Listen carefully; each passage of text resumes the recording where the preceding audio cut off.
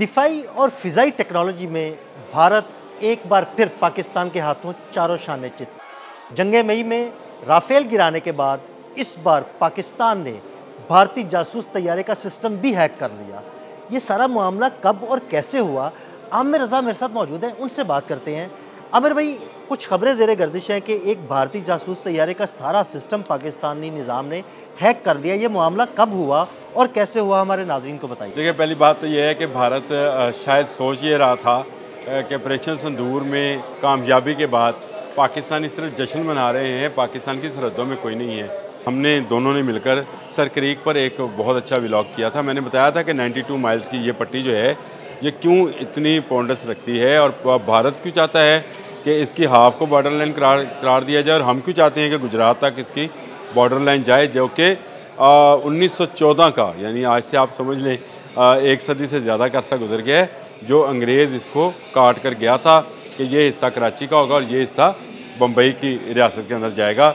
लेकिन sir creek जो है ये वजह तनाज़ा रहा है हमेशा से पाकिस्तान का, क्योंकि पाकिस्तान हक बजानब है, इसलिए पाकिस्तान दुनिया भर में इस हवाले से अपनी मोतबर राय रखता है और सर क्रीक पर दुनिया उसको मानती है। लेकिन भारत ज़बरदस्ती करना चाहता है, इस पर मारा जाएगा। इस दफ़ा आपको याद है कि गुजरात में जब गए हैं नरेंद्र मोदी साहब, तो उन्होंने वहाँ पर जाकर भी जो भारतीय वज़ीर आज़म हैं सर क्रीक का जिक्र किया था, फिर उनके आर्मी चीफ़ ने कराची का जिक्र किया था। तो ये सब के सब मामला जो है इस तरफ से चलाना चाहते हैं। इस पर हमने उस वक्त भी बात की थी कि ये पहले दो तरफा से आकर, कश्मीर से और पंजाब से आकर मार खा चुके, अब ये समुंदर के रास्ते आना चाहते हैं।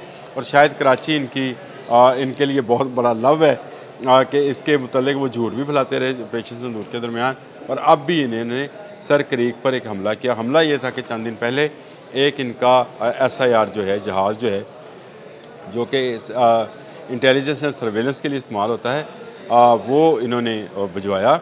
और सुनने में ये आया कि अबू धाबी से ये उड़ा और जाना इसने भारत का शहर था अमरेली, वहाँ पे जाना था, लेकिन ये इसने जानबूझकर पाकिस्तानी हदूद के अंदर आया और अपने तमाम वो इलेक्ट्रॉनिक वॉरफेयर के रडार्स ऑन कर दिए, जिससे ये अंदाज़ा किया जा सकता था कि पाकिस्तान इस जगह पर सर क्रीक के अंदर कितनी ताकत या क़ुव्वत रखता है और उसकी असासे कहाँ कहाँ हैं।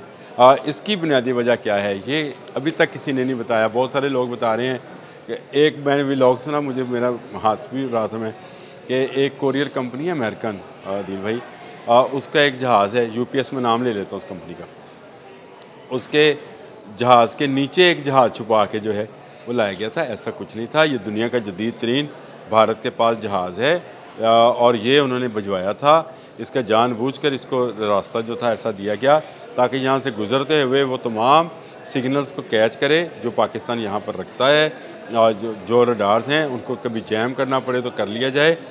ये इसका मकसद था। यहाँ की फ़ोटोग्राफी, तस्वीरें और यहाँ की तमाम मालूमात लेकर इसने भारत को देनी थी। लेकिन अल्लाह भला करे कि पाकिस्तान के लोग जाग रहे होते हैं। ये इस मौके पर क्यों आया, असल में ये वो बात थी जो मैं आपको बताना भी चाह रहा था।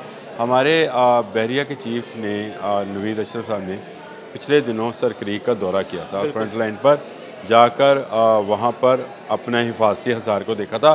कितना था आपको याद होगा कि वहाँ पर उन्होंने 3 जंगी कश्तियों का भी जो है उसको बहरिया के हवाले किया था, और यहाँ पर सर्वेलेंस का जो मेयार है और जो निज़ाम है उसको मज़ीद बढ़ा दिया था, क्योंकि हमें ख़तरा ये है कि भारत इस दफ़ा समंदर के रास्ते ना आए और ये एक बड़ी जंग का पेशेमा हो सकता है।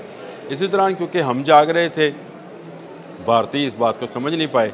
उन्होंने जहाज़ जब एंटर किया तो उसने क्या हमारे रडार्स और हमारा सिस्टम जैम करना था, हमने उसके तमाम सिस्टम्स और रडार उस जहाज़ के लॉक कर दिए। ना सिर्फ लॉक कर दिए बल्कि वार्न किया कि अगर वो हदूद से नहीं निकलेगा तो उसको तबाह बर्बाद कर दिया जाएगा। और ये बड़ा आसान था उस वक्त कर देना। किया क्यों नहीं किया, इसलिए नहीं कि इस वक्त कोई ऐसा पाकिस्तान जो है जंगी माहौल बनाना नहीं चाहता है। पाकिस्तान ने एक अच्छे मुल्क का सबूत देते हुए, एक अच्छे हमसाये का सबूत देते हुए उसको वार्न किया, और उसके तमाम चीज़ें क्योंकि हम जाम कर चुके थे, अब वो एक ऑर्डिनरी जहाज़ था और अमरेली जाने के बजाय उसका रुख हमने तब्दील कराया और उसको भटका कर उसको भोज एयरपोर्ट की तरफ टर्न करा दिया, और वो भोज एयरपोर्ट पर उतर गया। कुछ ले जा नहीं सका, एक तस्वीर सिंगल भी वो यहाँ से नहीं ले जा सका। हाँ, हमारे निशाने पर वो मुस्तकिल रहा अगर हम चाहते तो उसको गिरा देते। ये भारतीयों का गलत फहमी है कि वो इस तरफ से आएंगे तो ये होगा। ये वैसे ही है जैसे नरेंद्र मोदी ने ये बात कही थी कि बाद हम हमला करेंगे, बादल होगा तो रडार हमारे जहाज़ों को देख नहीं सकेगा। तो ये मज़ीका इस बात है कि पाकिस्तान ने अभी ताज़ा ऑपरेशन सिंदूर में मई 6 और 7 की दरमियानी शब में जब आपके 7 जहाज़ गिराए थे, तो क्या वो सिस्टम होगा इलेक्ट्रॉनिक वॉरफेयर का जो इस्तेमाल किया गया था, किस तरह से आपके क्या दुनिया के इस वक्त मोतबर तरीन जहाज़ राफेल को जो है वो टगे टोकरी किया गया, उसको काट कबार साबित किया और उसके तमाम सिस्टम्स को जैम कर दिया गया। तो ये जो जहाज़ था जो कि आपने भिजवाया हमारे पास ISR जो है इंटेलिजेंस एंड सर्वेलेंस के लिए, तो ये किस खेत की मूली था, इसको भी हमने जैम कर लिया। और ये दुनिया हैरान है कि दुनिया की बेहतरीन टेक्नोलॉजी भारत के पास इस जहाज़ की सूरत में है। वो तस्वीरें आपके पास हैं कि इसमें कौन कौन सा रडार और कौन कौन से सिस्टम मौजूद हैं। वो आप साथ लगाएंगे तो आप खुद देखिएगा दिल साहब कि वो किस कदर जदीद जहाज़ जो है पाकिस्तान ने जैम करके दिखा दिया। तो इसका मतलब ये है कि आने वाले दिनों में भी भारत जब कहीं से किसी जानिब से भी किसी कोने से भी निकलने की कोशिश करेगा, उसको मार दिया जाएगा। ये एक ट्रायल था, मैं आपको बताऊँ, क्योंकि 27 अक्टूबर आपको भी पता है यौम कश्मीर है, और यौम कश्मीर से चंद दिन पहले ये एक ऐसा ट्रायल था जिसको भारत एक ऐसा सिस्टम बनाना चाह या ऐसा बहाना बनाना चाह रहा था कि इस दिन से फिर दोबारा से जंग शुरू की जाए। हम ये सोच रहे थे कि यार कश्मीर में ये काबज़ है तो कश्मीर की तरफ से ना आएगा, लेकिन वो समंदर के रास्ते आए और आहिस्ता से धीरे से जो है गुजरने की कोशिश की। सर क्रीक से जाग रहे थे हमारे बहरिया के लोग, हमारी एयरफोर्स के लोग, इसलिए उसके तमाम सिस्टम को जैम किया, उसको कोई तस्वीर बनाने नहीं दी या कोई उसको मालूमात हासिल करने नहीं दी।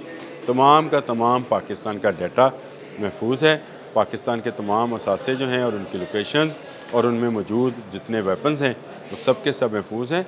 सर्वेलेंस तैयारी की यही खूबी होती है कि वो तमाम चीज़ों का रिकॉर्ड लेकर साथ जाता है कि कौन सा असला किस जगह पर इन्होंने लगाया है या नस्ब कर रखा है, वो तमाम चीज़ें महफूज हैं और ये जहाज़ भटक कर भोज एयरपोर्ट पर उतार दी। बहुत शुक्रिया आमिर भाई जी। बिल्कुल, आमिर रज़ा ने बड़ी तफसील के साथ आपको बताया कि किस तरह हमने भारत के सर्विलेंस जहाज़ को भटका दिया और वो भोज एयरपोर्ट की तरफ चला गया।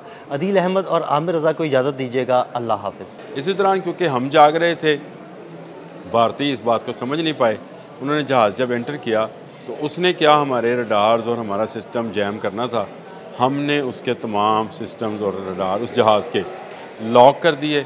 ना सिर्फ लॉक कर दिए बल्कि वार्न किया कि अगर वो हदूद से नहीं निकलेगा तो उसको तबाह बर्बाद कर दिया जाएगा। और ये बड़ा आसान था उस वक्त कर देना।